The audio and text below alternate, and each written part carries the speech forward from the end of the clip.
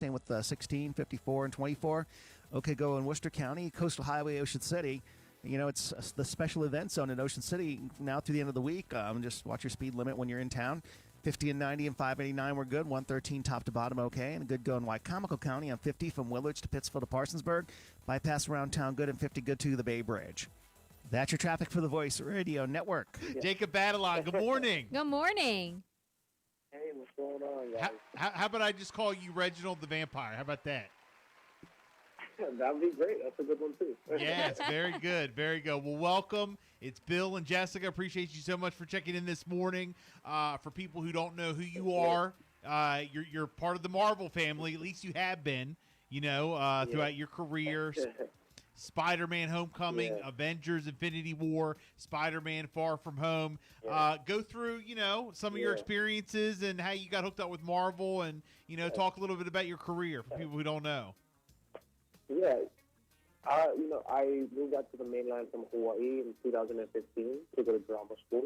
And at that time, I had a manager who was helping me sort of audition while going to school. And Spider-Man kind of came along sort of out of nowhere in a way. It was called an Untitled Marvel Project. And my cousin at the time, I showed him the lines, and he said that, there's only one superhero that's in high school, right? And that's Spider-Man. And I said, oh, no, I had no idea. So I read the sides, I did a self-tape, and then I did a screen test, which was all crazy experiences. I've never been flown out for a job ever, so that was really insane. And then I waited about 2 to 3 months to hear anything back, and then I got a call late night one night to say that I was in the movie, and the rest is history. Wow. So that's amazing. Once you hook up with Marvel and you do once you hook up with Marvel and do one movie or whatever, are you kind of in, kind of like, hey, you know what? You go on Netflix and I see Adam Sandler or one actor, and then all of a sudden I see him in 5 different ones. You know what I mean? Are you in? Yeah. I would say so. I would say that it's obviously helped my career moving forward. I think all the jobs that I've gotten were because of those movies, and for that I'm forever grateful.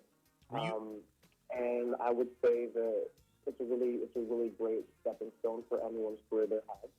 I'm just really, really, really fortunate to be in that position. Were you always a fan of Marvel stuff before you actually are in the movies yourself, like superheroes?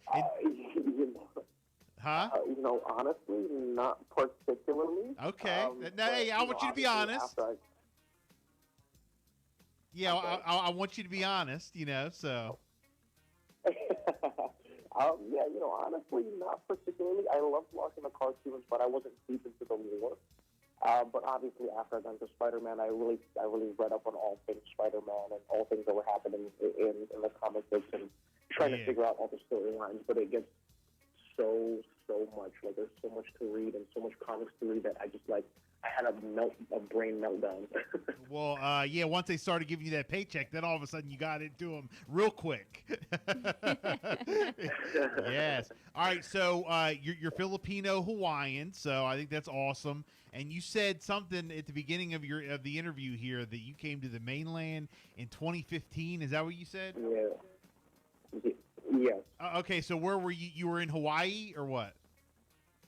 Yes, yes. I grew up in Oahu. I was there my whole life, and I moved away when I was 18. So your family's there? I've been living in Brooklyn ever since. Your family's Brooklyn. In Hawaii?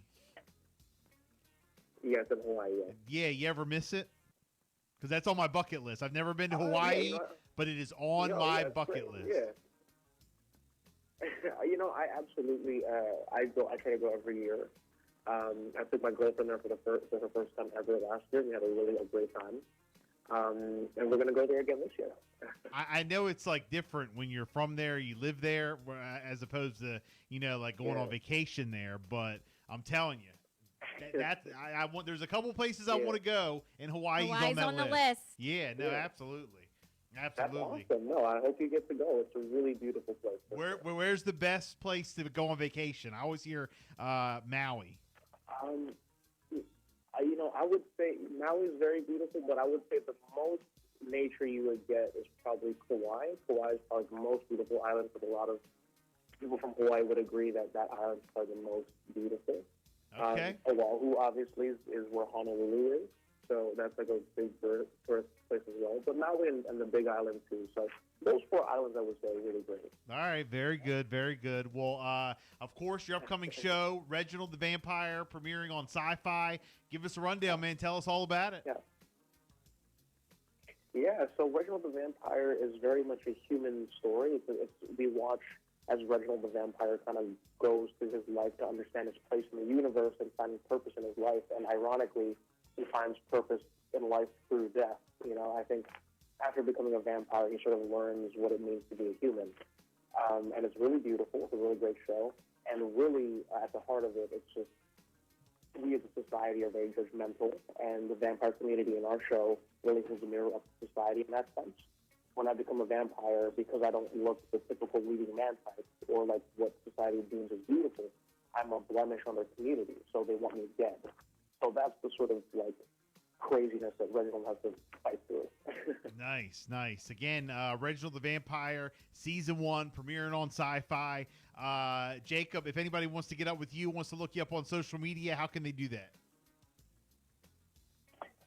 Yeah, my Instagram is called Life is Aloha. That's sort of where I post all my work and like my upcoming projects and all those things. Otherwise, I guess you could just Google me. Yeah. Any other surprises you're working on? Anything you got in the works other than Reginald the Vampire? Yeah.